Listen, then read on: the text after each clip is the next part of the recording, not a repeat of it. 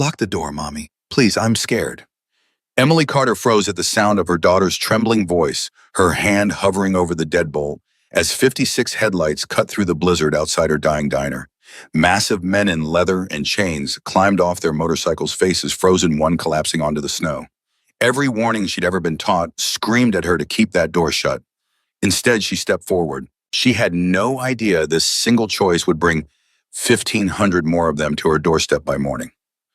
Welcome back. If this is your first time here, subscribe and comment the city you're watching from, because I want to see how far this story travels tonight. The wind hit the windows of the diner like something alive, like it was trying to get in the same way everyone else was trying to get out of it, and Emily Carter stood behind the counter, wiping down a coffee machine that hadn't worked properly in 3 weeks, telling herself that if she just kept her hands busy, the fear sitting in her chest wouldn't have anywhere else to go. Mommy, is it gonna snow forever? Her daughter Lily was 5, wrapped in 2 blankets on the booth closest to the kitchen, the only place in the building where the heat still limped through the vents. No, baby. Storms don't last forever. Nothing does. She said it more for herself than for Lily. 6 months. That's how long it had been since her husband Daniel packed a bag at 2 in the morning and left a note on the kitchen table instead of a goodbye. 6 months since she discovered the second mortgage he'd taken out behind her back, the Max credit cards, the empty savings account that used to have $11,000 in it and now had 143. 6 months of running our Carter's diner alone, cooking, serving, cleaning, doing the books at 2 in the morning after Lily fell asleep, watching the numbers get worse every single week. And now the furnace was dying in the middle of the worst storm Montana had seen in a decade. Mrs. Carter, Frank, her only remaining employee, 61 years old, worked for her father back when the diner still had a full staff and a full parking lot, stood by the thermostat with his jacket already on. The heat's not going to hold past midnight. I already called Denny. He's not answering. Roads are probably shot on his end, too. I know, Frank. You should let me stay. No, get home before it gets worse. I mean it. Frank hesitated at the door, looking at her the way people had been looking at her for 6 months now. Like she was a woman standing on ice that was cracking under her feet, and everyone could see it except maybe her. You call me if anything happens. Anything at all. I will. He left. The bell above the door rang once sharp against the wind, and then it was just Emily, Lily, and the sound of a building trying to survive a storm it wasn't built for. She locked the door behind him and turned the sign to closed, even though closed didn't mean much when you were already this far past broke. For a while, there was nothing but the storm. Emily sat across from Lily, wrapped her in a third blanket, and told her a story about a fox that found its way home, even in the snow, because that was the kind of story a 5-year-old needed to hear on a night like this, even if her mother didn't entirely believe it herself anymore. That's when she heard it. A sound underneath the wind, low, constant, growing. Mommy, what's that? Emily stood, walked through the window, and felt her stomach drop before her mind even understood what she was looking at. Headlights. Dozens of them. Cutting through the snow on the highway, slowing, turning into her parking lot one after another, until the entire lot in front of her diner was filled with motorcycles and the men who rode them. Mommy. Stay right there, Lily. Don't move. Emily's hands were shaking as she watched them dismount. Big men, enormous men, some of them wrapped in leather that couldn't possibly be enough for weather like this, patches on their backs. She recognized even from this distance, because everyone in this part of Montana knew what those patches meant. Hell's Angels. 50, maybe 60 of them, directly outside her diner. Lily, baby, I need you to go in the back office right now. Mommy, I'm scared. I know. I need you to trust me. Go. Lily didn't argue. She ran, blankets trailing behind her like a small ghost, and disappeared through the kitchen door, and Emily stood alone at the front of her diner, watching 56 of the most dangerous-looking men she had ever seen in her life walk toward her front door in a storm that was actively trying to kill anyone caught outside in it. The first one reached the door and knocked, not pounded, knocked almost politely, which somehow scared her more than if he'd hit it with his fist. Emily didn't move. He knocked again. Ma'am, we're not looking for trouble. We got caught in the storm. Our club got separated on the highway back there, and we got men out here who aren't going to make it another hour in this cold. We saw your lights on. Please. Every instinct in Emily's body told her to stay behind that locked door. Her father's voice echoed in her memory.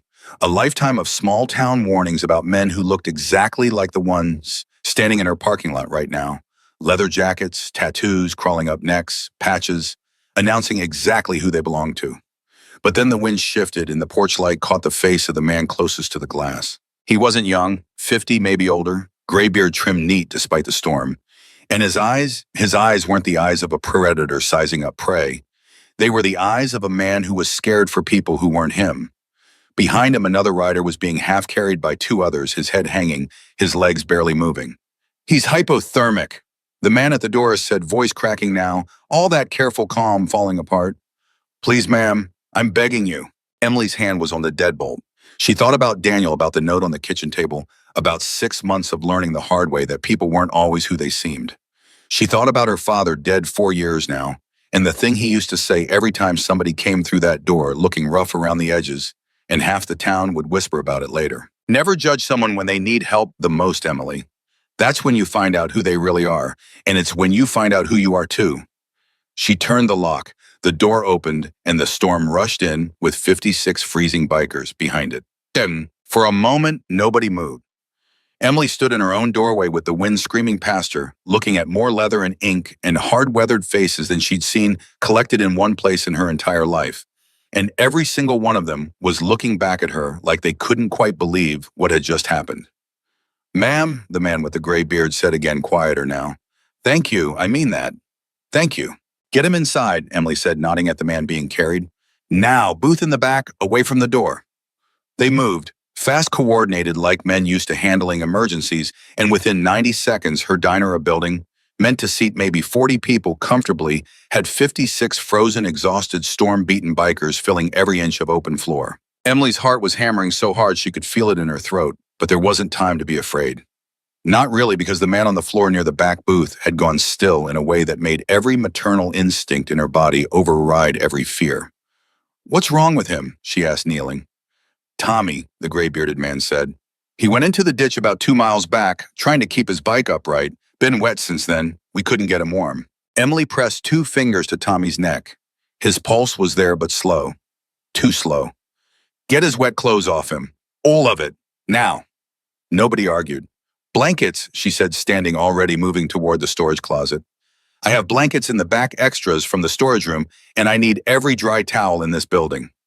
3 men followed her without being asked twice. For the next 20 minutes, Emily forgot to be afraid of the 55 other bikers filling her diner, because she was entirely focused on Tommy, stripping him of his wet clothes, wrapping him in every dry blanket and towel she owned, having 2 of the bigger men lie beside him, because body heat worked faster than anything else she had access to out here, with no ambulance able to reach them. Come on, she muttered, checking his pulse again. Come on, don't you dare. The gray-bearded man knelt beside her, the entire time watching her hands work with an intensity that told her he'd seen this kind of cold kill men before. You a nurse? He asked quietly. No, single mom. You learn things. You're doing better than the paramedics who worked on my brother 2 winters back. Emily didn't answer that. She didn't have room in her chest for anything except the rhythm of Tommy's pulse under her fingers. 25 minutes in, his eyes fluttered open. There you are, Emily said, relief crashing through her so hard her hands shook. Stay with me. Can you say your name? Tommy, he rasped. Tommy Reyes. Good, Tommy. You're safe. You were inside. The entire diner had gone quiet during this 50-some grown men, some of them the size of door frames, watching a 120-pound woman pull one of their brothers back from the edge of something none of them wanted to name out loud. When Emily finally sat back on her heels, hands trembling from adrenaline, the gray-bearded man extended his own hand toward her. Jack Morgan, he said, road captain for this chapter. I owe you something I don't have words for right now. Emily shook his hand. Her fingers were still shaking.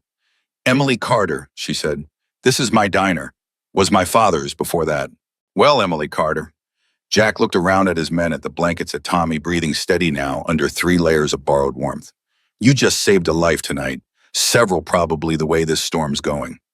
Anybody would have done the same. Jack's face changed at that something sharpening behind his eyes. No, ma'am, he said. They wouldn't have. You have any idea how many doors we knocked on tonight before yours? Emily didn't answer. 4, Jack said. 4 doors. Every single one of them saw our patches through the window and turned the lights off, pretending nobody was home. You're the first person tonight who looked at 56 of us standing in a blizzard and saw people instead of a headline. The next hour passed in a strange, careful rhythm, bikers finding places to sit on the floor, Since the booths could only hold so many, Emily moving between tables, checking on the ones who'd taken the worst of the cold. Frank's old coffee machine somehow still working just enough to produce lukewarm coffee that every single one of them thanked her for, like she'd handed them gold. "Ma'am, you got anything we could pay you with?" one of the younger riders asked, maybe 30, a scar cutting through his eyebrow. "We're not looking for a free ride here." "Don't worry about that tonight. We insist." He said, "Don't worry about it." Emily's voice came out sharper than she'd meant it to, and she softened it immediately. "You're not paying customers tonight. You're people stuck in a storm. That's all this is." The young rider looked at Jack, who nodded once, and the conversation ended there. Though Emily noticed several of them exchanging looks she couldn't quite read. Around 9, Lily's small voice came from the kitchen doorway. "Mommy." Every head in the diner turned. Emily's stomach dropped, and she moved fast, crossing the room before Lily could take another step out into a room full of strangers 3 times her size. Hey, it's okay, baby." Emily crouched, blocking Lily's view as much as she could. "I told you to stay in the back. I heard yelling. I got scared." "Nobody's yelling now. Everything's okay." But Lily had already seen them, 56 enormous men filling her mother's diner, and her small body went rigid with the kind of fear that 5-year-olds feel in their whole bodies before they have words for it. Jack Morgan, watching from 10 feet away, did something Emily didn't expect. He got down on one knee, all 230 pounds of him folding down to Lily's height, hands open and visible on his thighs. "Hey there," he said, voice gentle in a way that didn't match anything else about him. "I bet you're wondering why a bunch of big, scary-looking guys just showed up in your mom's diner in the middle of the night." Lily nodded slowly from behind Emily's leg. "Truth is, we got caught out in that storm and we were real cold, and your mom let us come inside to warm up. That's a brave thing she did. You know that. Brave, real brave. Braver than most grown-ups I know." Lily peeked further out from behind Emily. "Are you a bad guy?" The diner went dead silent. 55 other men held their breath. Jack considered the question with the same seriousness he'd give a state trooper. "I've made mistakes in my life. Some big ones. But I got a granddaughter about your age back home, and if she ever got caught in a storm like this, I'd want somebody like your mom to open the door for her too." Lily studied him for a long moment. "You have a granddaughter?" "Sure do. Her name's Sophie." "I'm Lily." "Nice to meet you, Lily. Thank you for sharing your mom with us tonight." And just like that, something in the room exhaled. Emily felt her daughter's grip on her leg loosen, watched her step forward half an inch, still cautious but no longer frozen with fear. And something about the sight of this massive, hardened biker speaking so carefully to her daughter cracked something open in Emily's chest that 6 months of loneliness had sealed shut. By 10:30, the diner had settled into something Emily never could have predicted a few hours earlier. Not chaos, not danger, but a strange, rough kind of warmth. Several of the bikers had gathered around Lily, showing her patches on their jackets, letting her ask 100 questions about their motorcycles that they answered like she was the most important interviewer they'd ever spoken to. "This one's called a Harley Fat Boy," a rider named Marcus told her, showing her a photo on his phone of his own bike buried somewhere under snow outside. "Loudest one on the road. Louder than thunder." "Some nights, yeah." Emily watched from the counter, exhaustion and disbelief mixing together in her chest, and Jack came to stand beside her. "Your girl's got good instincts," he said. "Took her about 10 minutes to figure out we're not what we look like." "Took me longer than that." "You still let us in before you figured it out. That's the part that matters." Emily wrapped both hands around a coffee mug she wasn't drinking from. "Can I ask you something?" "Go ahead." "Why do y'all wear the patches, the reputation? Doesn't it bother you people being afraid before they even know you?" Jack was quiet for a moment, looking out at his men scattered across her diner floor, some sleeping, now exhaustion finally catching them, others talking low among themselves. "Every one of these men in here has a story people would never guess," he said. "Tommy, the one you saved tonight, 2 tours in Afghanistan, came home and couldn't find anybody who understood what he'd seen, except us. Marcus over there showing your daughter his bike. Lost his wife to cancer 3 years back. This club is the only family he's got left standing. Half these men wear this patch because it's the only place that ever accepted them exactly as broken as they were." Emily looked around the room differently after that. "And the reputation, some of it we earned years back, different leadership, different times. Some of it's just what people want to believe because it's easier than looking closer. We don't get to control the whole story. We just get to control what kind of men we are when the story's actually happening. Like tonight. Emily didn't have a response to that. She just nodded, feeling something settle in her chest that felt almost like understanding. It was close to midnight when Tommy Reyes, sitting up now, color back in his face, called Emily over to his booth. "Ma'am, I want to say something." "You don't have to." "I do." Tommy's voice was rough, still recovering, but steady. "I was 17 years old the last time somebody looked at me the way most people in this town look at us. Ran away from a bad home, ended up on the road. This club's the only reason I'm not dead in a ditch somewhere, and I mean that literal. Tonight I was closer to dying in a ditch than I've been since then. And you opened your door. Anybody would have." "No," Tommy said, echoing Jack's words from earlier. "They wouldn't have. You did, and I won't forget that." Around the room, several other bikers nodded in agreement, low murmurs of assent traveling through the tired crowd, and Emily felt something she hadn't felt in 6 months. Not pity, not fear, not the exhausted numbness of just surviving one more day. She felt seen. She excused herself to check on Lily, who had finally fallen asleep in the back booth, surrounded by 3 watchful bikers who'd taken it upon themselves to guard her rest like she was something precious. And Emily stood in the doorway of her own kitchen and let herself cry for exactly 90 seconds before wiping her face and going back to work. The storm didn't let up until nearly 4 in the morning. By then, most of the bikers were asleep where they sat, exhaustion having finally overtaken the adrenaline of the night, and Emily moved quietly between them, checking on Tommy one more time, adjusting a blanket here, refilling a coffee cup there for the few who were still awake. Jack found her by the window around 4:30, both of them watching the snow finally start to slow outside. "You haven't slept," he said. "Neither have you. Somebody's got to keep watch." "On what 55 sleeping men and a 5-year-old? Jack almost smiled. Force of habit. They stood in silence for a moment, and then Emily spoke without entirely deciding to. "I don't know how I'm going to keep this place open past next month." She didn't know why she said it.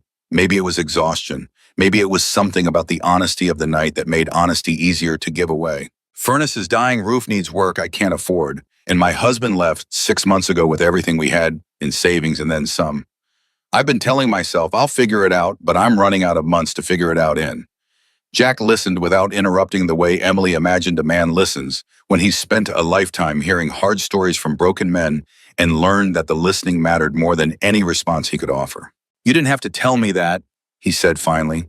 "I don't know why I did. Because for one night you got to be a person instead of just a woman surviving. That matters. Don't apologize for it." Emily wiped her eyes, quickly embarrassed, and Jack pretended not to notice what she was grateful for. "Storm's breaking," he said instead, nodding toward the window. "We'll clear out at first light. Get out of your hair. You don't have to rush. We've taken enough of your night, Emily Carter. But I want you to know something before we go." He turned to face her fully. "People like you are rare, genuinely rare. And people like us, we don't forget the ones who stood with us when the world turned its back. That's not a threat, and it's not charity talk. It's just true." Emily didn't fully understand what he meant by it, not yet, not at 4:30 in the morning with exhaustion sitting behind her eyes like sand. She just nodded because it felt like the kind of thing you said thank you to, even without knowing exactly what you were thanking someone for. Then, by 6 in the morning, the storm had broken into pale gray light, and one by one the bikers began to stir, checking on each other, checking on Tommy, who insisted he was strong enough to ride, even though 3 separate men told him otherwise. "You're not getting on a bike today, Tommy," Jack said, tone leaving no room for argument. "We'll figure out a ride for you. That's final." Tommy grumbled but didn't push it, which told Emily everything about how much respect Jack commanded in this group without ever raising his voice. As the men gathered their things, several of them stopped by the counter where Emily stood, each one offering some version of the same words, "Thank you. We won't forget this. You saved lives tonight," until Emily's chest felt tight with an emotion she couldn't fully name. Marcus was the last to approach Lily, trailing beside him, holding a small metal pin shaped like a motorcycle wheel he'd given her sometime in the night. "She's a tough kid," Marcus said. "Good judge of character, too, once she got past the leather." "Takes after her mother," Jack added, appearing behind them, already pulling his jacket back on. Emily walked them all to the door as the sun climbed weakly over the snow-covered highway, watching 56 men who had terrified her 12 hours earlier, now feeling almost like something else entirely. Not friends, not quite, but something adjacent to it. Something she didn't have a word for yet. Jack was the last one out the door, Tommy riding in the sidecar of another man's bike, since his own machine wouldn't start after the cold. Emily, Jack said, turning back one final time, you gave us shelter when you had every reason not to. That's not something men like us forget. Not ever. I just did what my father would have done. Then your father raised somebody worth admiring. He climbed onto his bike, and one by one the engines roared back to life. 56 motorcycles pulling out of her snow-covered parking lot and disappearing down the highway until the sound faded into the wind and the diner was quiet again. Empty except for Emily and Lily standing in the doorway watching them go.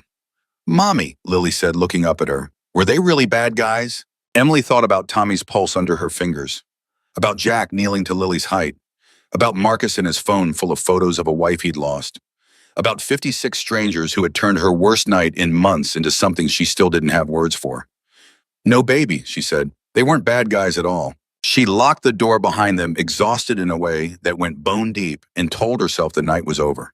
Now that things would go back to the way they'd been before the quiet struggle, the late nights with the books, the slow drowning she'd been doing for 6 months. She had no idea that 3 days later, the ground outside her diner would begin to shake with the sound of 1,500 engines, and that the story of one freezing night would travel further than she could have ever imagined. 3 days passed after the storm, and Emily told herself the strange, impossible night with 56 bikers had been exactly what it looked like, a single moment of crisis over now filed away as something she'd tell Lily about when she was older. She went back to flipping eggs before dawn, back to counting nickels in the register after close back to the quiet, grinding fear of a woman watching her life shrink one bill at a time. But the town hadn't let it go the way Emily had. Heard you had some company the other night, said Carol Dunbar, sliding onto a stool at the counter. Tuesday morning coffee already growing cold in front of her because she hadn't come in for coffee. She'd come in for information. Whole town's talking about it, Emily. They got caught in the storm. I gave them shelter. That's all it was. That's all it was. Carol repeated the words like she didn't believe a syllable of them. 50 of those Hells Angels men in your diner all night with your little girl in the building? 56, Emily said, and regretted it instantly because Carol's eyebrows shot up like she'd confirmed something dangerous. 56, Lord Emily, anything could have happened. Nothing happened. They were freezing. I opened the door. One of them nearly died of hypothermia and I saved his life. That's the whole story. Carol didn't look convinced, but she didn't push further, just gathered her coat and left a $5 bill on the counter for a coffee she never finished, and Emily stood there feeling the old familiar weight of being watched, judged, whispered about. Except now, the whispers had a new subject, and it was her. By Wednesday, half the town seemed to know some version of the story, and every version was worse than the last. They say those bikers trashed the place. I heard one of them threatened her. I heard she let them stay because she owed somebody money. None of it was true. None of it mattered. The rumors moved faster than facts ever did in a town this small, and Emily found herself explaining over and over to customers who'd known her since she was a child that no, nothing bad had happened, that the men who'd filled her diner that night had been nothing but respectful, that one of them had nearly died and she'd kept him alive with her own 2 hands. Nobody seemed to want to hear that part. You should have called the sheriff, said Roger Ellison, who owned the hardware store 2 doors down and had known Emily's father for 30 years. Man like that would have had every one of them arrested for trespassing before they got a boot through your door. They weren't trespassing, Roger. They were freezing to death.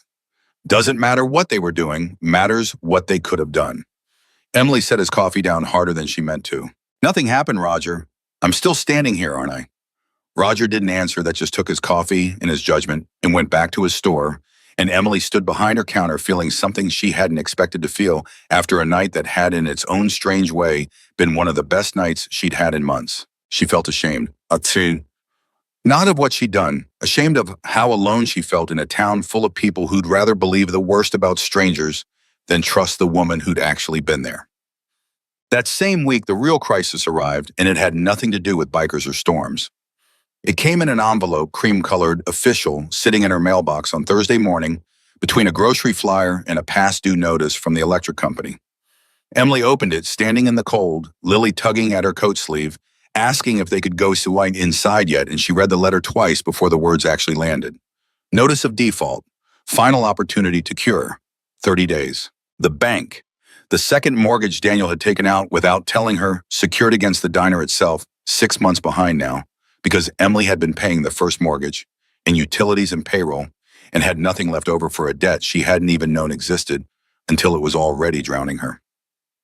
30 days to pay $18,000 or the bank would begin foreclosure proceedings on the only thing her father had ever left her.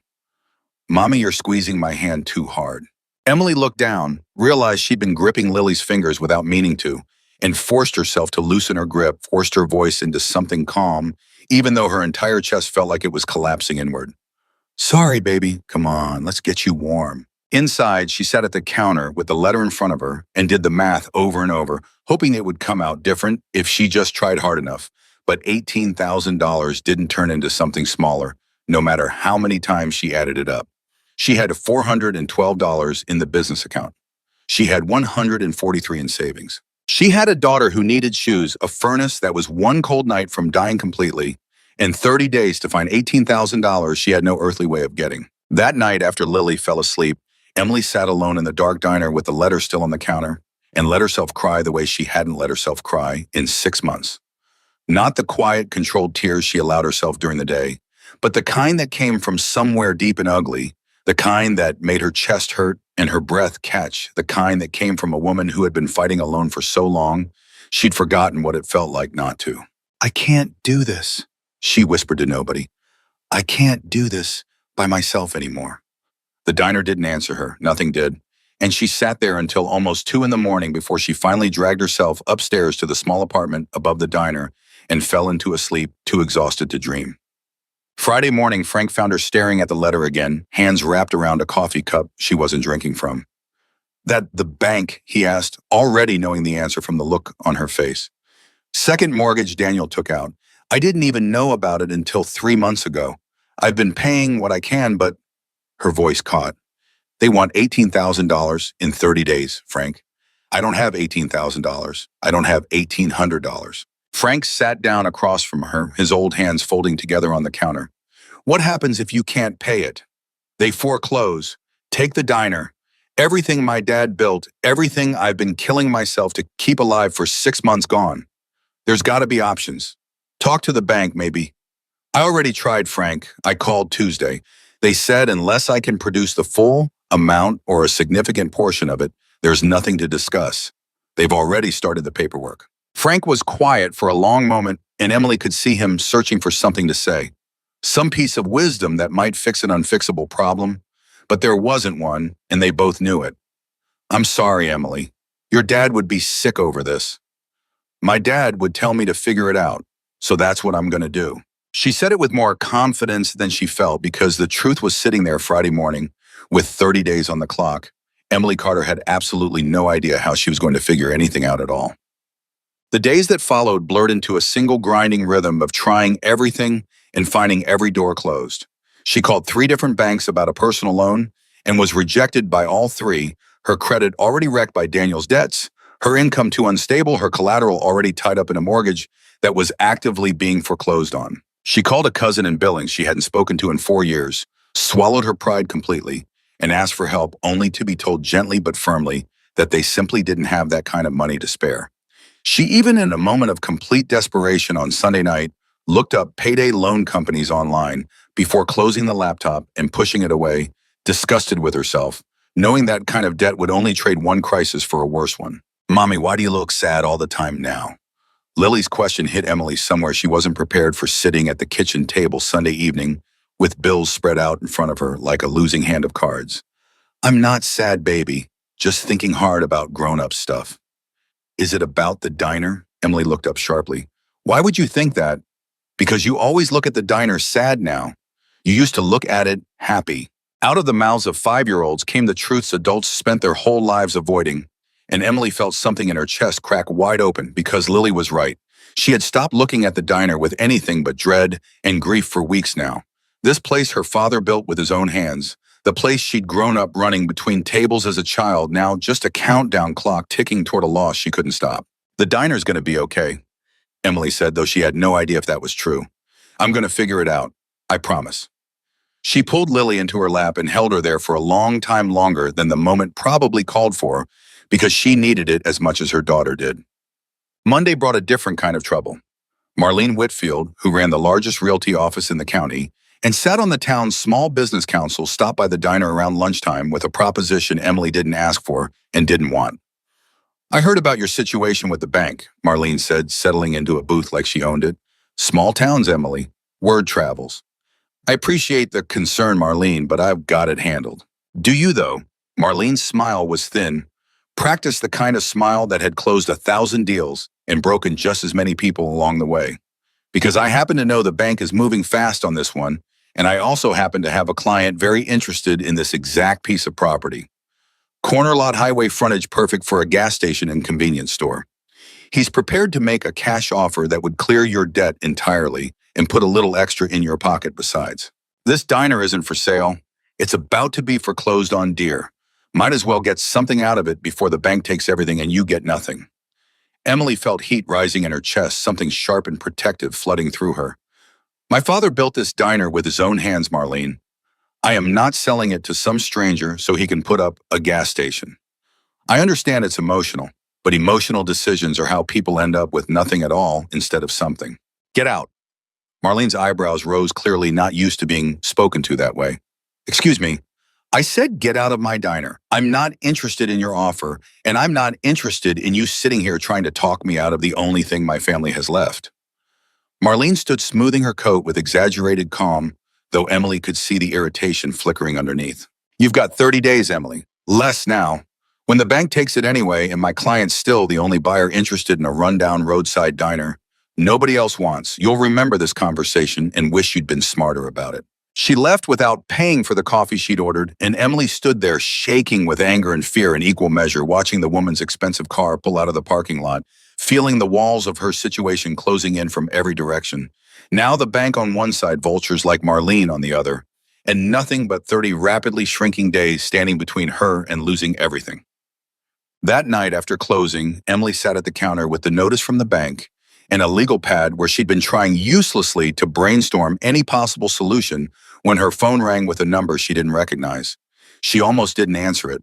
She was exhausted, drained down to nothing, and the last thing she wanted was another creditor or another vulture circling. But something made her pick up.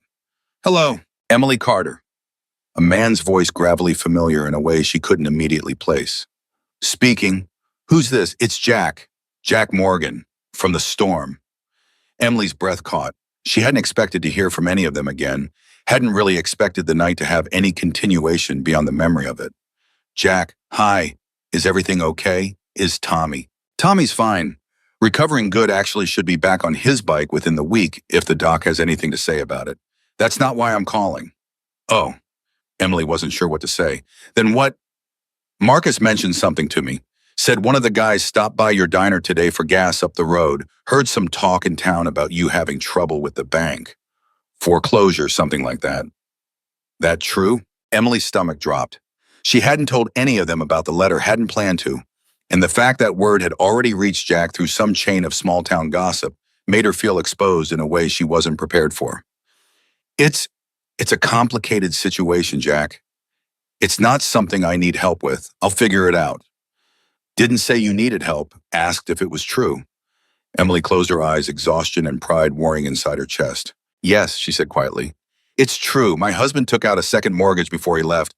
I didn't know about it until it was already 6 months behind, and now the bank's giving me 30 days to come up with $18,000, or they take the diner. I don't have $18,000, Jack. I don't have $1,800. There was a silence on the line long enough that Emily wondered if the call had dropped. Jack, you still there? I'm here. His voice had changed, gone quiet and serious in a way that made the hair on Emily's arms stand up. Emily, I want you to listen to me carefully, and I don't want you to argue with what I'm about to say. Jack, I appreciate the thought, but I can't accept money from... I'm not offering you money. Then what? I'm making a phone call after this one, and then I'm going to make another one, and you're not going to understand what any of it means right now. And that's fine, you don't need to. Just do me one favor. What favor? Don't sign anything, don't sell anything. Don't let that realtor or the bank or anybody else convince you to make a decision in the next few days. Can you promise me that? Emily didn't fully understand what was happening, but something in Jack's voice, steady, certain, entirely unlike the desperate exhaustion she'd heard from him, The night of the storm made her nod, even though he couldn't see her. Okay, I promise. Good. Get some sleep, Emily. You've had a hard week. It's about to get a lot better. He hung up before she could ask what he meant, and Emily sat at the counter, holding a phone that had gone silent, feeling something strange and unfamiliar stirring beneath the exhaustion and fear. Hope. Fragile, unexplainable hope. She didn't know what Jack Morgan was doing on the other end of that phone call, and if she had known, she might not have believed it. Jack sat in his own kitchen, 200 miles away, phone pressed to his ear, and made the second call. He'd promised this one to a man named Big Sal Reyes, National Road Captain, for a network of chapters that stretched from Montana to Texas, and Tommy's own uncle, besides though that particular detail hadn't come up yet. Sal, it's Jack. Jack Morgan. Been a minute. What's going on? You remember I told you about that storm 3 days back. 56 of us got caught out. Tommy went down with hypothermia. Yeah, you said some woman took you all in. Saved Tommy's life. That's right, Emily Carter. Runs a little diner off Highway 12. Single mom, 5-year-old daughter, husband, ran out on her with a mountain of debt behind his back. Now the bank's about to take the only thing she's got left because of a second mortgage she didn't even know existed until it was already drowning her son. That's rough. It's more than rough, Sal. That woman opened her door to 56 strangers in the worst blizzard this state's seen in a decade. She didn't know us from Adam. Could have called the sheriff, could have turned off her lights and pretended she wasn't home like 4 other places did that night.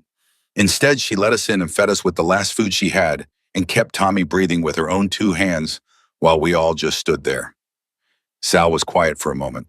What are you asking me, Jack? I'm asking you to make some calls. I'm asking every chapter within riding distance to hear this story. Not asking for money, not asking for a donation drive. I'm asking for something bigger than that. Meaning what? Jack's voice was steady, certain, carrying the weight of a decision he'd clearly been sitting with since the moment he'd rolled out of Emily's parking lot 3 days earlier. Meaning I want every rider who can make it there to show up at that diner.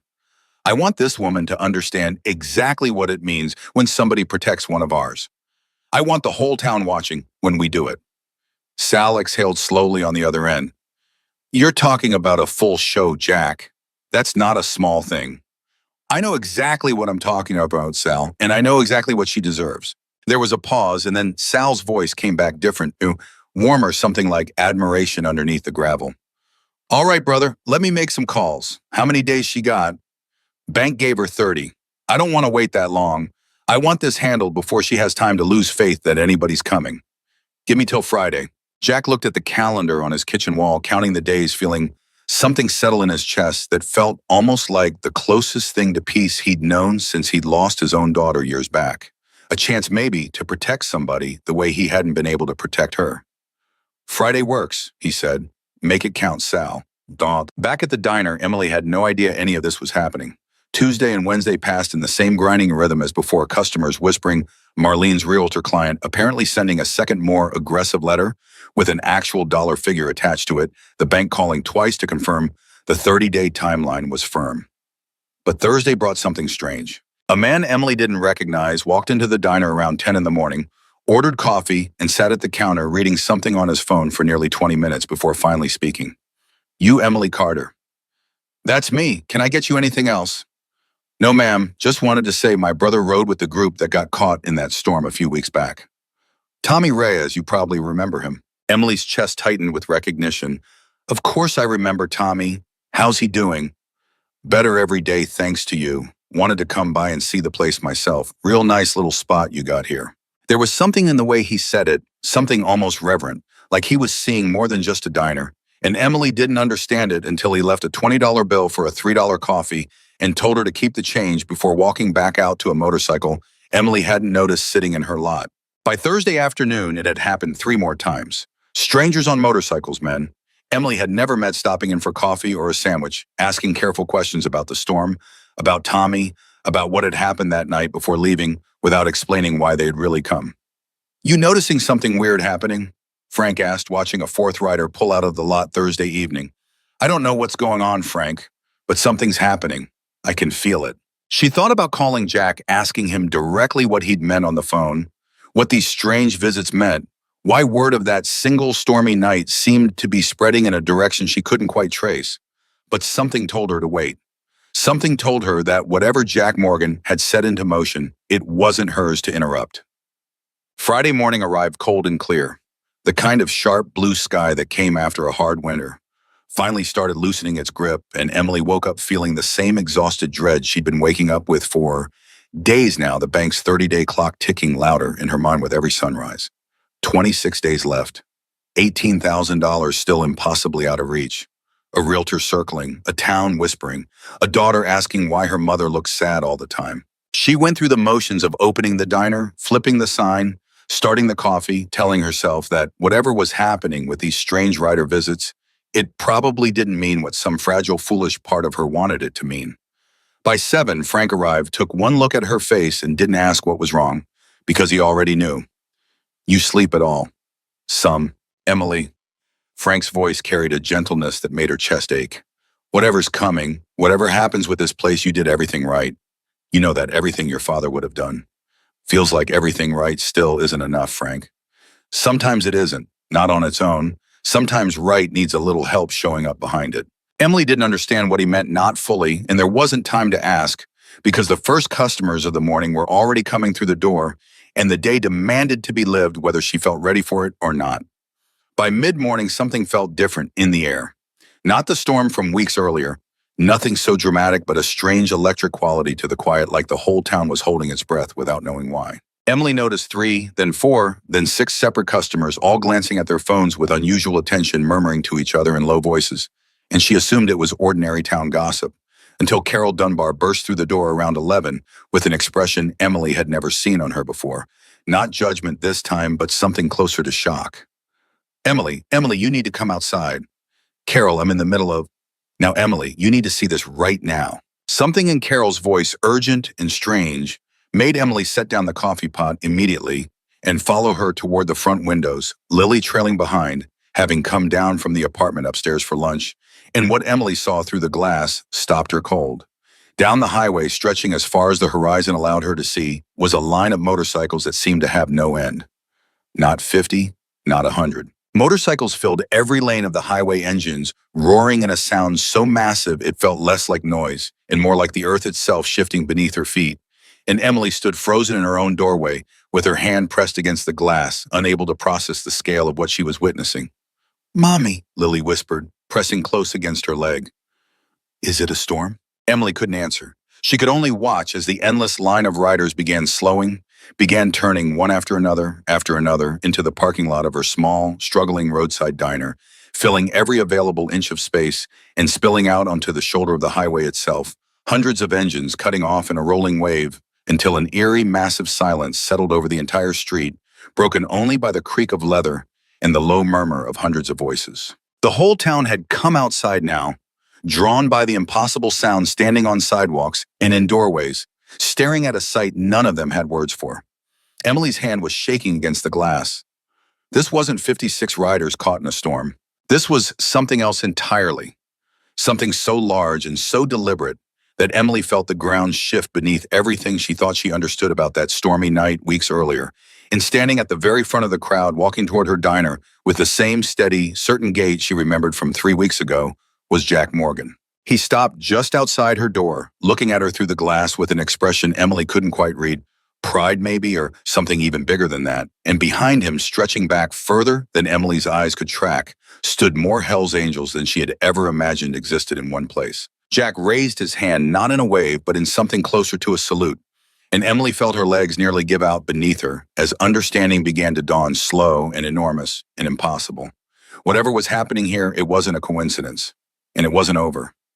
Emily's legs did not give out, though for a moment she thought they might, her hand still pressed flat against the glass of her own front door, as if the glass itself were the only thing keeping her upright.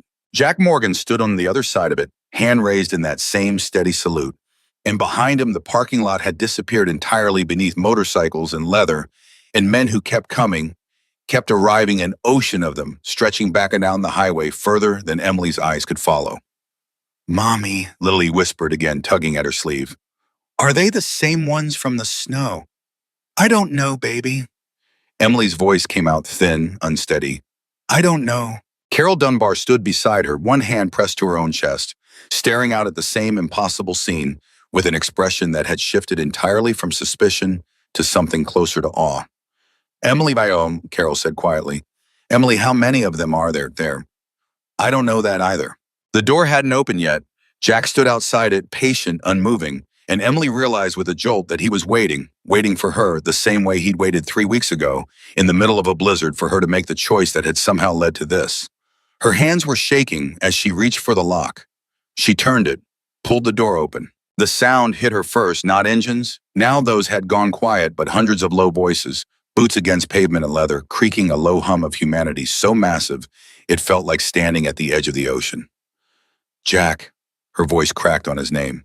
Jack, what is this? What's happening? Jack Morgan stepped forward, and up close, Emily could see his eyes were wet, though his voice stayed steady. Controlled the voice of a man who had rehearsed this moment and still wasn't fully prepared for how it would feel to actually live it.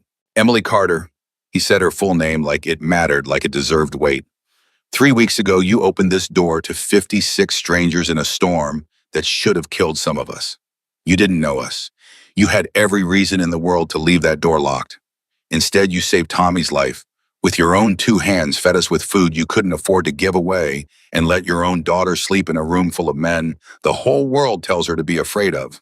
Jack, I don't understand what... I'm not finished. His voice cracked slightly, there just once, and he pushed through it. I made some calls, told some people what you did, and then those people told other people. And I want you to understand something, Emily, because I don't think you do yet. He turned, gesturing at the massive crowd behind him. Hundreds and hundreds of riders standing in near silence, watching this exchange unfold with a reverence that made Emily's chest tighten unbearably. These aren't just riders who showed up for a party, Emily. Every single person standing in this parking lot rode here, some of them 4, 5, 6 hours, because they heard what you did and they wanted to be here for this. For what, Jack? For what exactly? Jack's jaw tightened, emotion working visibly across his weathered face. You opened your door when nobody else would. Today we open ours for you. Emily stared at him, uncomprehending the words, not fully landing, until Jack reached into his jacket and pulled out a folded piece of paper, holding it toward her with hands that weren't entirely steady. What is that? Read it. Emily unfolded the paper with trembling fingers, and it took her 3 tries to actually process what she was looking at, a cashier's check, official bank stamped, made out to Carter's Diner in the amount of $22,000. The parking lot swam in front of her eyes. Jack, I can't accept this. I don't even know how you're not accepting in charity, Emily. Jack's voice hardened slightly, not unkind but firm. Every man and woman standing in this lot contributed to that check. Not because you owe us anything, because you reminded every single one of us what it feels like when somebody decides to see people instead of a headline. That's worth more to this club than money.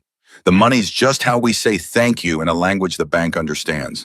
Emily's knees actually did buckle then, and Jack's hand shot out fast, steadying her elbow before she hit the ground. And around them, she heard gasps from the gathered crowd, from Carol Dunbar, from townspeople who had spent 3 weeks whispering rumors about the very people now standing in front of them, proving every rumor wrong. I can't, Emily said again, tears streaming freely, now her voice barely holding together. Jack, this is too much. I can't take this from you, from all of you. You already gave us something we couldn't repay with money, Jack said quietly. Just for her, now his voice dropping beneath the murmur of the crowd. This isn't repayment. This is just us making sure the story doesn't end with you losing everything your father built, because one storm happened to cross paths with 56 of us on the worst night of the year. Lily, who had been watching this entire exchange with wide, uncertain eyes, suddenly darted forward and wrapped both arms around Jack's leg, the only part of him she could reach. Are you the granddaughter guy? She asked, looking up at him. Sophie's grandpa. Jack's composure, which had held through the entire speech, the check, the crowd, finally cracked completely at the sight of this small girl hugging his leg like he was someone worth trusting, and he knelt down to her level right there in the parking lot in front of hundreds of his own riders. That's right, sweetheart. I'm Sophie's grandpa. Are you going to fix Mommy's diner? She looks sad about it all the time. We're going to do a lot more than that, Lily. You just wait and see.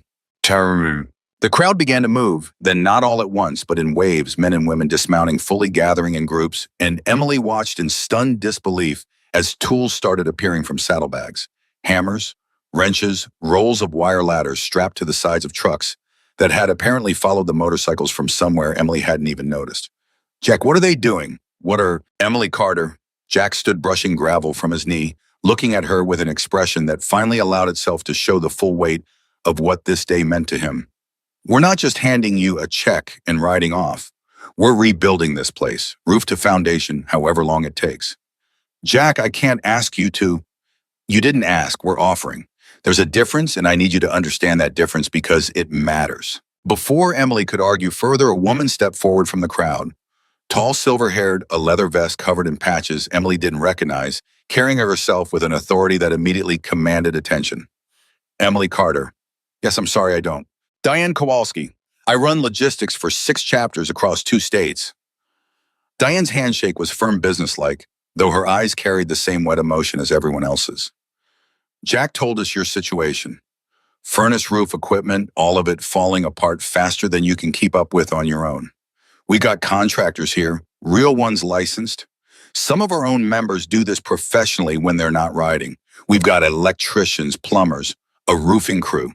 Give us 3 days, and this diner is not going to look anything like it does right now. 3 days, Emily's voice came out strangled. Diane, that's not possible. A renovation like that would take weeks. Professional crews would charge. Wouldn't take weeks with 600 hands working on it, Diane said simply, and nobody's charging you a cent. Now you got blueprints for this place anywhere. Original layout from when your daddy built it. Emily blinked overwhelmed and somehow found herself walking Diane toward the back office where old records from her father's time still sat in a filing cabinet, the two of them pulling out yellowed papers, while outside the sound of hundreds of people transforming into an organized workforce grew louder by the minute.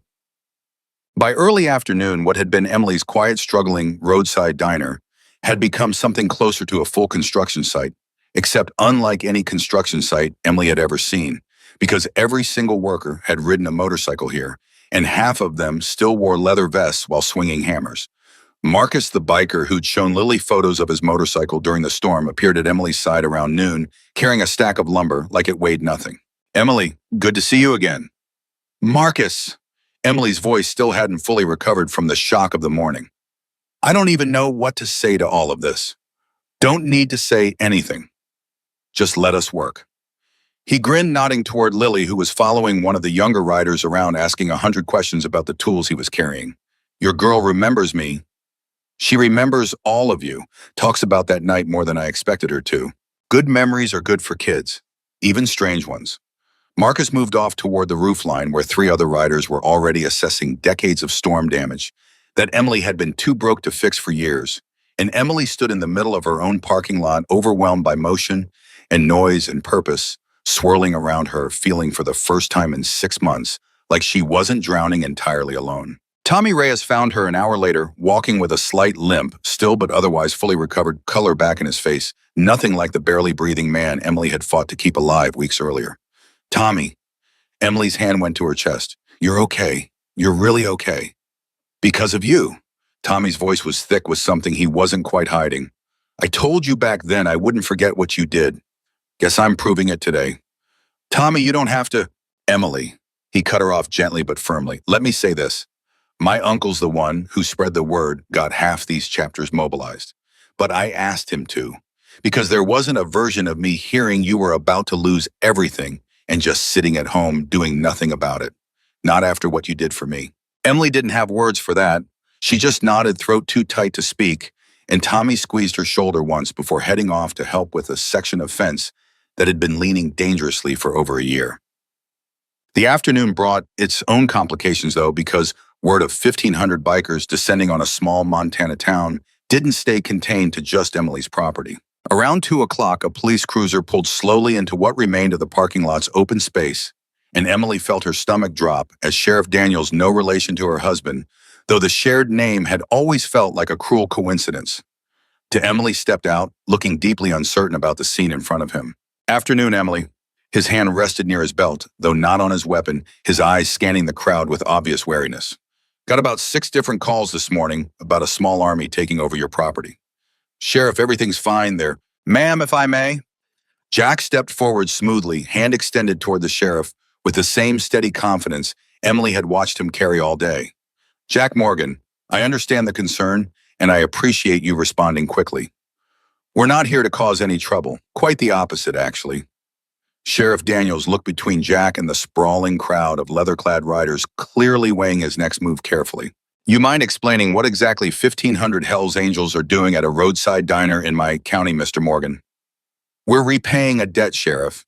This woman saved one of our men's life during that storm 3 weeks back. Sheltered 56 of us when nobody else in this town would open their door. We're here to make sure she doesn't lose her diner to a foreclosure that happened because her husband ran out on her with debts she didn't know existed. The sheriff's expression shifted slightly, some of the tension easing from his shoulders as he glanced toward Emily. That true, Emily. Every word, Sheriff. They're not causing any trouble. They're fixing my roof. Sheriff Daniels studied the scene a moment longer. Men repairing fence lines, patching the roof, a group of riders carefully wiring new electrical panels under the supervision of someone who was apparently a licensed electrician by trade, and something in the sheer organized purpose of it all seemed to finally convince him. All right, he nodded slowly. I'll let the town know there's nothing to worry about here. But Mr. Morgan, I'd appreciate a heads up next time 1,500 motorcycles decide to descend on my jurisdiction. Wasn't exactly planned with precision, Sheriff. Word spreads fast when the story's worth telling. The sheriff almost smiled at that, tipped his hat toward Emily, and climbed back into his cruiser. And Emily exhaled a breath she hadn't realized she'd been holding, watching one more potential disaster dissolve into something manageable. But the town's suspicion didn't dissolve as easily as the sheriff's had. Roger Ellison showed up around 3, standing at the edge of the property with his arms crossed, watching the transformation with open disapproval on his face.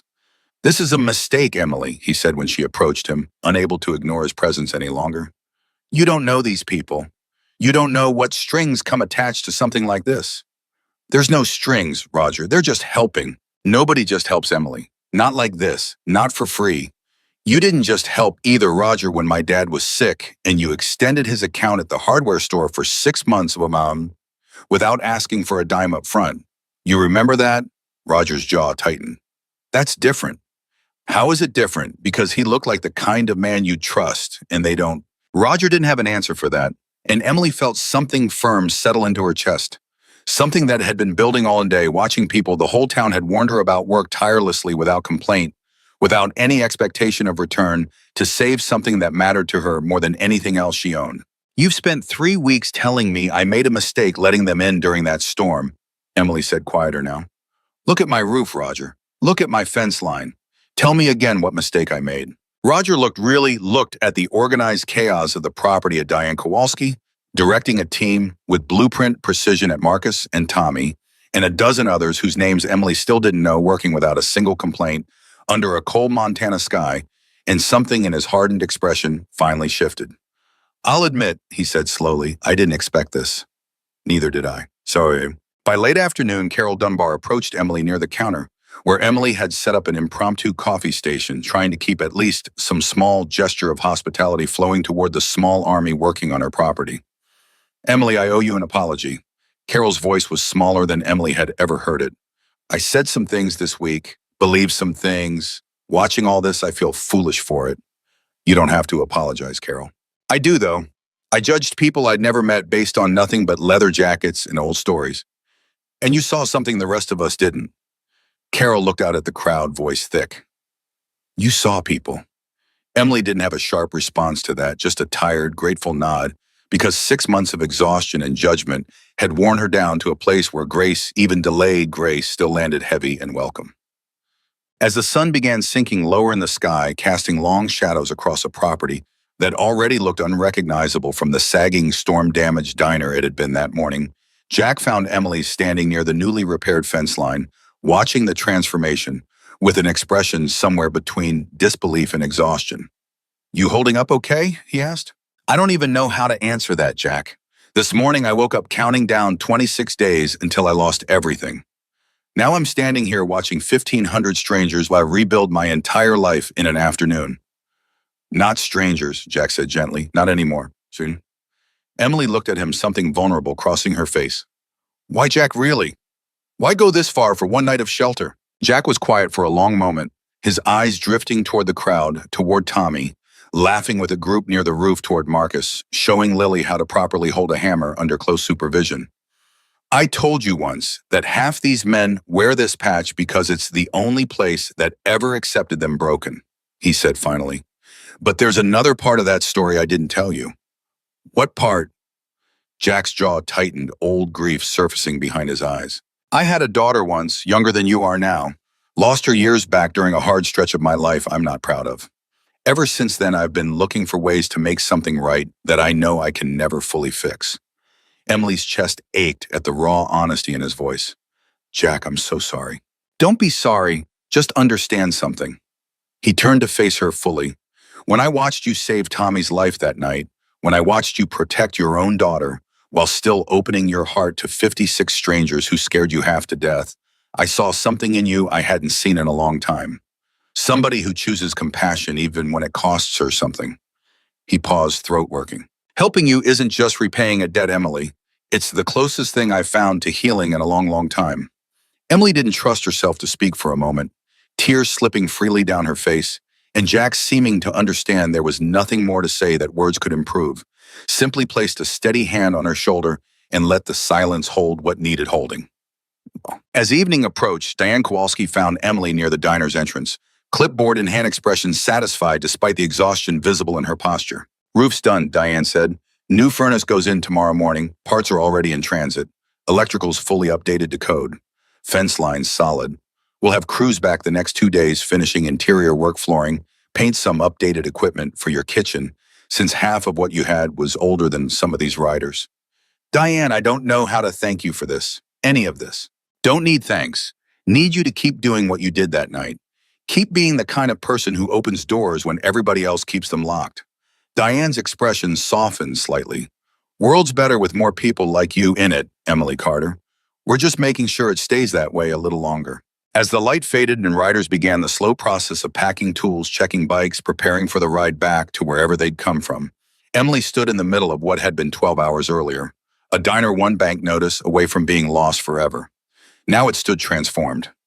Not finished, Diane had made clear there was still work ahead over the coming days, but already unrecognizable from the sagging, dying building it had been that morning. Jack approached her one final time as engines began roaring back to life across the lot, the same massive sound that had terrified her hours earlier, now settling into something that felt impossibly like comfort.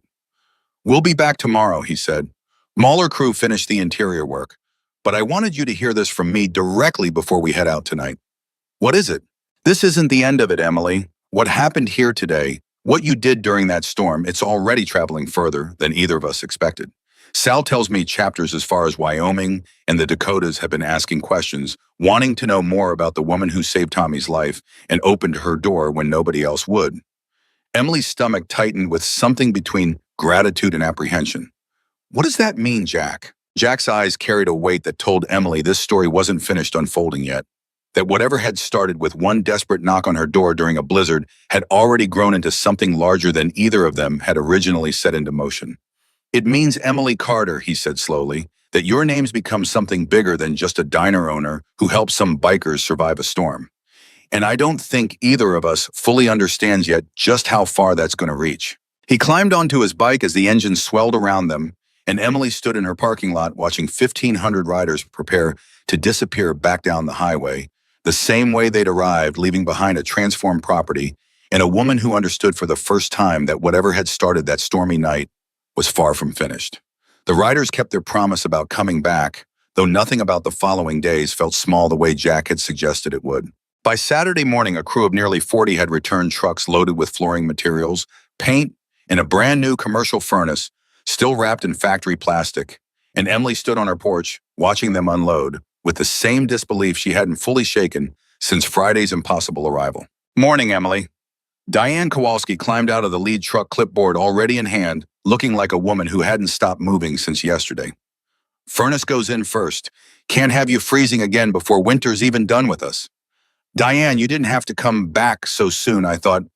We said interior work, didn't we? Man's word means something in this club, Emily, especially Jack's. Emily helped where she could, mostly staying out of the way, while professionals who apparently spent their weekdays as licensed contractors and their weekends on motorcycles methodically transformed her kitchen, her dining room, her entire life, piece by piece.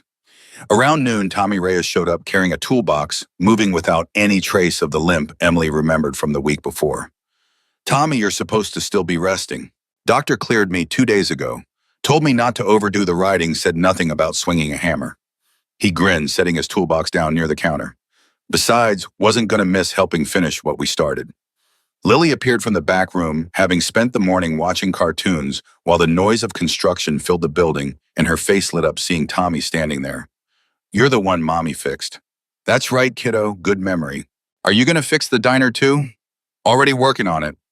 Lily studied him with the serious concentration only a 5-year-old could manage. Can I help? Tommy glanced at Emily, silently asking permission, and Emily nodded, some warmth spreading through her chest at how naturally her daughter had folded these men into her world, how completely her earlier fear had transformed into trust. Sure you can help, Tommy said.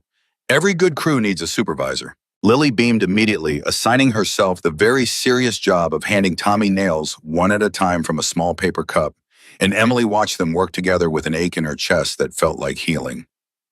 By early afternoon, the old cracked linoleum floor had been completely torn up, replaced with new flooring that made the entire diner feel brighter, newer, more alive than it had in years, and Emily found herself standing in the middle of it, overwhelmed once again. This is too much, she said quietly to Diane, who was overseeing the final section being laid. All of this, Diane, I keep saying it and I keep meaning it. This is too much. Emily. Diane set down her clipboard, turning to face her directly.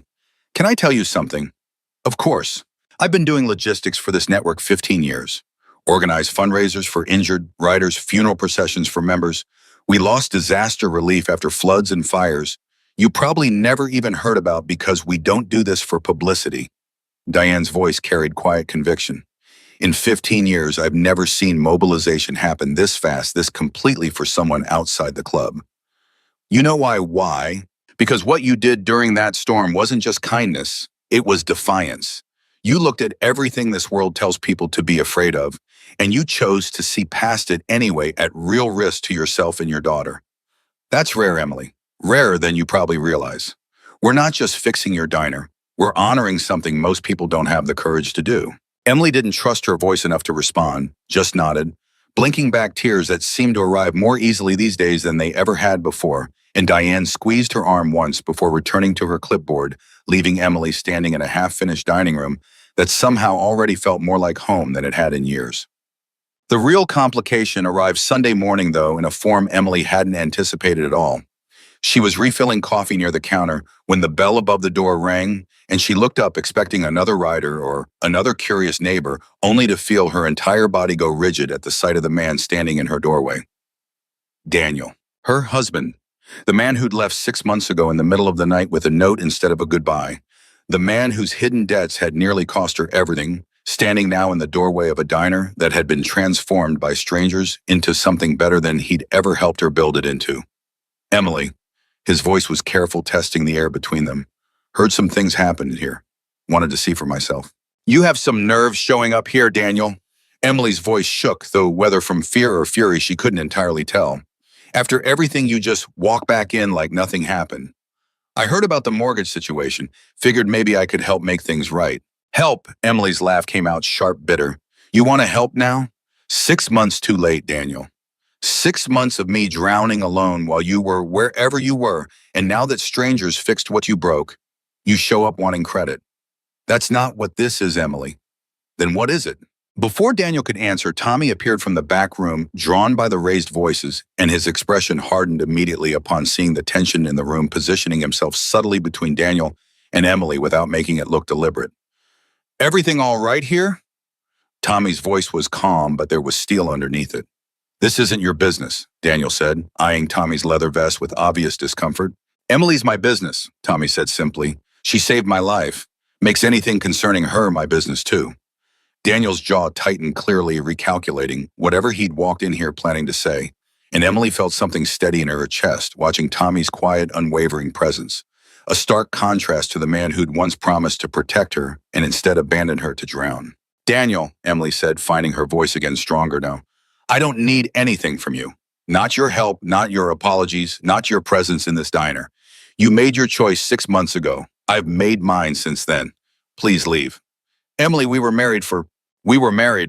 Emily cut him off. To a man who let me believe our savings were intact while he secretly mortgaged everything my father built. A man who left in the middle of the night instead of facing what he'd done. That man doesn't get to walk back in now that things are looking up and pretend he's owed something. Daniel looked between Emily's resolute expression and Tommy's steady, unmoving presence, and something in his posture finally deflated. "I just wanted to see if you were okay," he said quietly. "I'm better than okay, Daniel. No thanks to you." He left without another word, the bell above the door ringing once more as it closed behind him, and Emily stood frozen for a moment before her legs finally gave out into the nearest booth, adrenaline and old grief crashing through her all at once. "You okay?" Tommy asked gently, sitting across from her. "I don't know. I thought I was past being afraid of him showing up again. Guess some fears don't fully leave." "You handled that like someone who's already healed more than she realizes," Tommy said. "Man came in looking for an opening. You didn't give him one." Emily managed a shaky smile. "Guess I've had good teachers lately about standing your ground." Word of Daniel's brief appearance spread through the small crew, working that day faster than Emily expected, and by afternoon, Jack himself called to check in, having heard secondhand what happened. "Tommy told me your husband showed up," Jack said, without preamble when Emily answered. "You all right?" "I'm fine, Jack. Really, I handled it." "I know you did. Tommy said you handled it better than most people twice your size would have." There was pride in his voice, unmistakable. "Just wanted you to hear directly that if he comes back around causing trouble, you call me first. Understand? Jack, I can't keep asking you and your club to solve my problems." "Wasn't asking permission, Emily. Was telling you how things work now." His voice softened. "You're not alone in this anymore. Might take some getting used to, but that's just the truth of it now." Emily sat with that thought long after the call ended, turning it over in her mind, the strange, overwhelming reality that 6 months of isolated struggle had somehow impossibly transformed into a life where people actually showed up, actually meant it, when they said they had her back. By Monday, the diner's interior renovation was nearly complete. New paint on the walls, updated equipment gleaming in the kitchen, and Emily stood in the middle of it all, trying to process how completely her circumstances had shifted in the span of 4 days. That afternoon, Marlene Whitfield returned, apparently having heard through town gossip about the diner's transformation, her expression considerably less confident than it had been during her previous visit.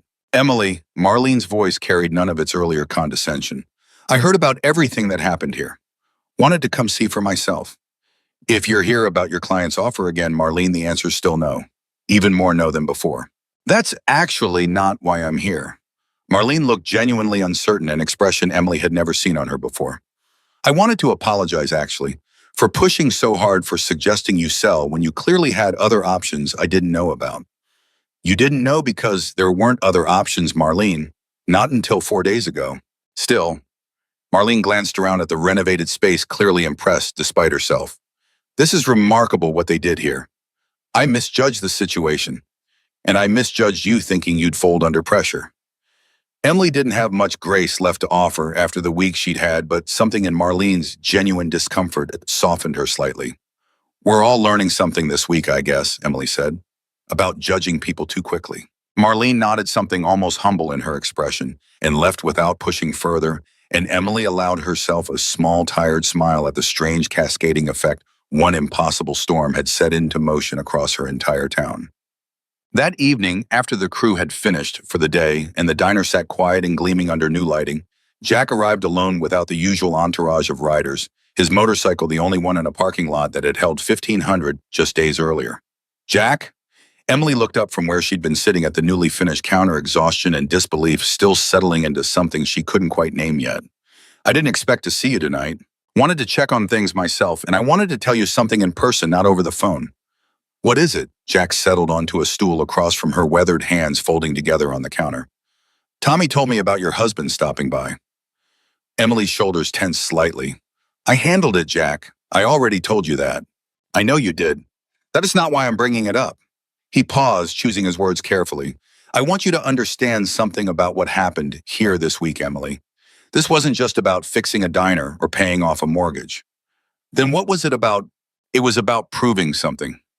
To this town, to your husband, to yourself, maybe most of all." Jack's eyes held hers steadily. "You spent 6 months believing you had to survive everything alone, that nobody was coming to help. that the only people who'd ever really shown up for you were gone or never really there to begin with. We wanted you to understand in a way words alone couldn't manage that you were wrong about that. Emily's eyes filled again, the exhaustion of the week catching up with her all at once. I don't know how to thank you for that, Jack. Any of it. Don't need thanks. Jack's voice carried something gentler now, something almost paternal. Just need you to remember it. Next time things get hard, next time the world tries convincing you that you're alone in facing it, remember this week. Remember that sometimes the people everybody warns you about turn out to be exactly the ones who show up when it matters most. They sat together in comfortable silence for a while, the diner around them gleaming with new paint and new floors and new life, and Emily found herself thinking about her father, about the words he'd given her that had led to opening the door that stormy night, wondering if some part of him somewhere understood how far that single choice had traveled. Jack, she said finally, can I ask you something personal? Go ahead. Your daughter, the one you lost, do you think she'd be proud of what you're doing? Turning that grief into something like this? Jack was quiet for a long moment, his eyes distant, carrying old weight that Emily recognized now as something similar to her own grief over the marriage she'd lost, the trust that had been broken. I like to think so, he said, finally, a voice rough. She had a good heart, my girl, better than mine most days. If watching me do right by someone like you helps me feel closer to the man she always believed I could be, then yeah, I think she'd be proud. Emily reached across the counter and squeezed his weathered hand, and for a moment, two people who'd both lost something essential sat together in a rebuilt diner, finding something like peace in each other's company. The following days brought a strange new rhythm to Emily's life, one she was still adjusting to. The diner, fully renovated, now began attracting customers in numbers she hadn't seen in years. Word of the incredible story spreading not just through gossip, but through actual news coverage. A local station picking up the story of the single mother and the 1,500 bikers who'd saved her business. Emily Carter, everyone's talking about you, said a young reporter named Sarah Mills who'd shown up Wednesday morning requesting an interview. This story's touched people real deep. Would you be willing to share what happened in your own words? Emily hesitated, uncomfortable with the sudden attention after months of feeling invisible. But something in her had shifted enough over the past week to say yes. I just did what my father taught me, she told the camera, Lily standing beside her holding her hand. Never judge someone when they need help the most. That's all this was. I saw people who needed shelter and I gave it. Everything after that was them choosing to be exactly the kind of people the world doesn't expect them to be. The interview aired that evening, and by the next morning, the diner's phone hadn't stopped ringing people from 3 counties over. Wanting to visit, wanting to see the place where such an extraordinary story had unfolded. And Emily found herself managing a level of business she hadn't experienced since her father's healthiest years, running the place. Frank, watching the steady stream of new customers with something like wonder, finally spoke what they'd both been thinking. Emily, I don't think we're going to need to worry about that bank again. No, Emily said, looking around at her transformed diner filled now with customers humming with life in a way it hadn't in years. I don't think we are. That weekend, Jack returned with a smaller group, Marcus, Tommy, and Diane among them, not for construction this time, but simply to sit, to eat, to be present in the space they'd helped rebuild. Feels different in here now, Marcus said, looking around at the renovated dining room. Good different. Feels different for me, too, Emily admitted, refilling their coffees personally, despite now having 2 additional staff members to help handle the increased business. I keep waiting to wake up and realize this was all some impossible dream. It's not a dream, Jack said. It's just what happens when people remember how to be decent to each other. Rarer than it should be, but real when it happens. Lily appeared then, having grown entirely comfortable around these men who'd once terrified her, climbing onto the stool beside Tommy without hesitation. Are you going to come visit again? She asked, even though the diner's all fixed now. Tommy glanced at Jack, then back at Lily, something warm crossing his face. Kiddo, he said, I think we're going to be visiting for a long, long time. Emily watched this exchange with her chest full of an emotion she still didn't have adequate words for gratitude. Certainly, but something deeper too. Something that felt like the slow, careful rebuilding of faith she'd thought she'd lost entirely during those 6 lonely months of struggling alone. She had no way of knowing yet just how far this story would continue traveling, how many more lives it would touch beyond her own small corner of Montana, or how completely her life was about to be transformed by the ripple effects of one impossible snow-covered night. But standing there surrounded by unlikely friends in a diner rebuilt by strangers who'd become something like family, Emily allowed herself for the first time and longer than she could remember to simply feel grateful for exactly where she stood. 3 weeks passed, and the diner Emily's father had built decades earlier had become something none of them could have predicted the night that storm first rolled through Montana. Business had tripled. The renovated dining room stayed full most days, now filled with locals who'd once whispered rumors and travelers who'd heard the story on the news and driven hours just to see the place for themselves, and Emily found herself hiring 2 more employees just to keep pace with a demand she hadn't experienced since her father's healthiest years running the counter. But it was a Tuesday afternoon quiet between lunch and dinner rushes when Jack walked in carrying something Emily hadn't expected. "Got something for you," he said, sliding a manila envelope across the counter. "Jack, if this is another check, I already told you. It's not money, open it." Emily's hands were unsteady as she pulled out the contents photographs, dozens of them printed and organized carefully into a small binder. She flipped through the first few pages and felt her breath catch. 56 bikers standing in a blizzard. Tommy being carried inside half-conscious. Herself younger looking, somehow, despite it only being weeks ago, kneeling beside him with blankets in her hands.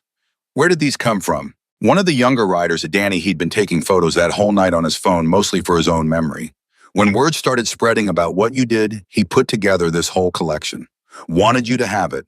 Wanted you to always remember exactly what that night looked like, not just what people say it looked like. Emily turned the pages slowly, tears gathering as she moved through the images. Lily hugging Jack's leg in the parking lot the day 1,500 riders arrived, Tommy teaching her to hold a hammer, Diane directing the massive renovation crew with clipboard precision. The very last photograph stopped her cold. It was the whole crew, all 1,500 of them, gathered in the parking lot on that first incredible day, and there in the center, small against the enormous crowd, stood Emily and Lily, surrounded on all sides by people who'd chosen to show up for them. "Jack," she whispered, I don't have words for this. Don't need words, just needed you to have it." That evening after closing, Emily sat with Lily on the newly finished floor of the diner, showing her daughter the photographs one by one, watching Lily's small face light up with recognition at each familiar figure. "That's Tommy, and that's Marcus with his big motorcycle picture." "That's right, baby." "Mommy, why did they help us so much? We didn't even know them before." Emily considered the question carefully, wanting to give her daughter an answer that would matter, that would stick with her long after this strange, impossible chapter of their lives had settled into ordinary memory. "Because sometimes," Emily said slowly, "the people the world tells us to be scared of turn out to be exactly the people who protect us most. And because one small kindness, when it's real, can travel farther than we ever expect it to." Lily considered this with the serious concentration only a 5-year-old could summon. "Like a pebble in water. Like when you throw one in the lake and it makes circles that keep going and going." Emily's chest tightened with unexpected emotion at her daughter's simple, perfect metaphor. Exactly like that, baby. Exactly like that. The following week brought an unexpected visitor, Sarah Mills, the reporter, who'd first covered the story, returning with the request Emily hadn't anticipated. "Emily, the story's gone national. Papers as far as Chicago and Denver have been reaching out wanting the full account. There's even been talk of a segment on one of the network morning shows. Sarah, I appreciate it, but I'm not sure I want that kind of attention. I just want to run my diner, raise my daughter. I understand completely, and there's no pressure, but I wanted to ask because I think it matters. Would you be willing to do one more interview? Not about you necessarily. About them. About what 1,500 people showing up like that actually means in a world that spends so much time telling us to be afraid of each other." Emily thought about Jack's grief-worn face admitting his lost daughter, about Tommy's quiet devotion after nearly dying, about Diane's fierce belief that decency deserved defending, about an entire network of people the world had taught her to fear who had instead rebuilt her life brick by brick without asking for anything in return. "Yeah," Emily said finally, "I'll do it, but only if it's really about them, about what they represent, not just what they did for me." The interview aired the following Sunday evening, and this time Emily made sure the focus stayed exactly where she wanted it, not on herself, but on stories like Tommy's, on veterans who'd found family in each other after the world turned its back on them, on Marcus rebuilding purpose after losing his wife, on Jack, transforming grief into protection for others. "People see the leather, the patches, the reputation," Emily told the camera, Jack standing quietly beside her during the segment, "and they think they understand everything about who these men are. But underneath all of that are people who've survived their own storms, who understand better than anyone what it means when somebody chooses to show up instead of turning away. The response to that interview surprised everyone. Messages poured in from across the country, other small business owners who'd been helped anonymously by motorcycle clubs over the years, finally speaking up about their own experiences, veterans sharing stories about finding community in similar groups after struggling to reintegrate into civilian life, people who'd simply been moved by watching an entire network of strangers choose compassion over convenience. Emily. Jack found her behind the counter one evening, phone in hand, expression somewhere between disbelief and quiet pride. You know what you did with that interview. What do you mean? You changed the story, not just about that night, about all of it, about us. He turned his phone toward her, showing a message from another chapter president 3 states away. Fella here saying calls have been coming in all week, people wanting to know how to support veteran outreach programs some of our chapters run. Programs that have been struggling for funding for years, suddenly getting more attention than they've had in a decade. Emily felt something settle deeply into her chest, understanding now the true weight of what had started that stormy night. That wasn't me, Jack. That was you. All of you being exactly who you are. Wouldn't have happened without you choosing to see it first. Weeks turned into a month, and the diner's success continued, steady, unshaken now by the financial terror that had once consumed Emily's every waking thought. But it was a quiet Thursday afternoon when Jack arrived with news that would shift everything one final time. Emily, I need to tell you something, and I need you to hear the whole thing before you respond. Emily's stomach tightened instinctively, old fear rising despite months of evidence that Jack Morgan had never once brought her anything but good news. What is it? The club's been talking about what happened here, about the ripple effect it's had not just for you, but for how people are starting to see us differently. And we want to do something more permanent. Jack, you've already done more than I could ever. Let me finish. Jack's expression carried a seriousness Emily hadn't seen from him before, not even during the storm. We want to establish a scholarship fund for kids like Lily, kids from families struggling the way yours was, kids who need help getting through school without the crushing weight adults sometimes carry into their whole lives. We want to name it after your father. Emily's breath caught entirely. Jack, that's my father wasn't anybody special. He was just a man who ran a diner. Your father raised a woman who opened her door to 56 strangers in a blizzard instead of turning away out of fear. That makes him somebody special. Emily, somebody worth remembering. Tears streamed freely down Emily's face now, and she found herself unable to form words adequate to the moment, simply nodding, overwhelmed entirely by the endless, cascading kindness that one impossible night had set into motion. The Carter Foundation, Jack continued softly. First scholarships go out this fall. We're already getting applications from families across 3 counties. That evening, after the diner closed and Lily had fallen asleep upstairs, Emily sat alone at the counter, looking out at the parking lot where 1,500 motorcycles had once filled every available inch of space, thinking about the impossible distance her life had traveled since that freezing December night. Her phone buzzed, a text from Jack. Almost forgot to mention, Sophie wants to meet Lily sometime. Thinks she sounds like the kind of friend worth having. Emily smiled, typing back immediately. Lily would love that. Tell Sophie we'd be honored. She set the phone down, looking around at her transformed diner. New floors, new equipment, new life pulsing through walls that had once felt like they were closing in around her, and allowed herself finally completely to feel something she hadn't felt in longer than she could remember. Safe. Not because a storm had passed, or because a debt had been paid, or even because 1,500 motorcycles had once filled her parking lot in an act of impossible generosity, but because she understood now in a way she never fully had before that she wasn't alone anymore. That somewhere along the way, choosing compassion over fear had built her something more valuable than money could ever replace: a community, a family, a network of people who would show up again and again exactly when it mattered most. Months later, on a warm summer evening, entirely unlike the freezing night that had started everything, Emily stood outside her diner, watching Lily run across the parking lot with Sophie, Jack's granddaughter, the two of them laughing together like they'd been friends their entire lives instead of just a few months. Jack stood beside her, watching the girls with the same quiet contentment Emily had come to recognize in him. Never thought I'd see this, Jack said. My granddaughter and your daughter running around like family. Never thought I'd see any of this, Emily admitted. A year ago, I was drowning, Jack. Genuinely drowning, and I didn't think anyone was coming to save me. But someone did. No. Emily shook her head, smiling. I did. I opened the door.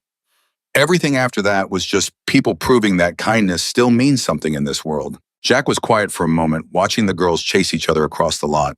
And when he spoke again, his voice carried the full weight of everything they built together since that stormy night. You know what the real lesson here is, Emily? It's not really about bikers or storms or foreclosures or any of the specific details people love repeating when they tell this story. Then what is it? It's that the world spends so much energy teaching us who to fear, who to judge, who to lock our doors against. But every single time somebody has the courage to look past all that noise and just see another human being who needs help, something powerful happens. Something that ripples out further than anyone expects. Emily looked out at her diner rebuilt, thriving a symbol now, not just for her own community, but for something larger. A story that had traveled across state lines, inspired scholarships, changed how strangers looked at each other in 100 small towns across the country. A single act of kindness, she said softly, changing an entire community. Changing more than that, Jack said. Changing what people believe is possible when they choose compassion over fear. The sign above her diner's entrance, freshly painted just weeks earlier, caught the last light of the summer evening, spelling out words that had become something of a local legend, now Emily's haven built by kindness. Because sometimes the people the world tells us to fear most turn out to be exactly the ones who save us. And sometimes one small act of courage, one door opened instead of locked, one moment of compassion chosen over convenience creates a wave so powerful it changes not just one life, but hundreds rippling outward in circles that never truly stop. Emily Carter had learned this lesson in the coldest night of her life, and she would spend the rest of her days proving it true one open door at a time.